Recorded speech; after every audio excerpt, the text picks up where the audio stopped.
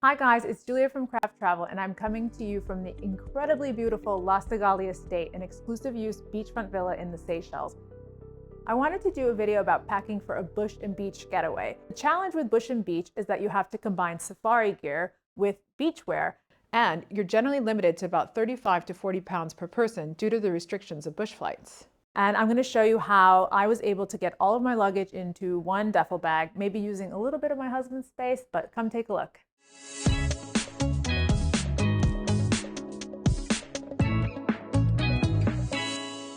Like last time, I'm still doing a lot of the same things. I'm using my shirts as layering devices. This time I'm trying to use shirts that maybe have a little bit more white in them. I'm also going with shirts that can be repurposed for resort chic. So this would be great under a long sleeve shirt for safari, and then can be worn for a nice beach or pool dinner.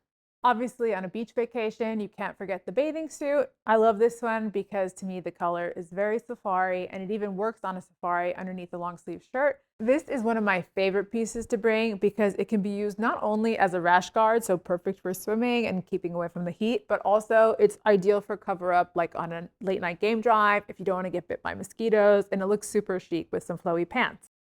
And obviously flowy pants are always the way to go, both on safari and at the beach.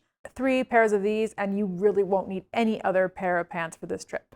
I love these shorts. I think they're perfect for safari. They look really good with safari boots, but they also look great with sandals to wear like at the pool or something.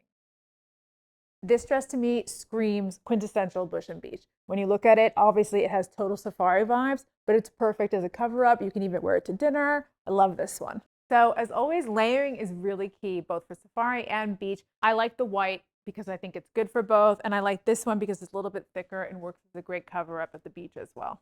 Well, I hope this was helpful. Look out for more content from this trip and for tips on how to plan the perfect bush and beach vacation with Craft Travel.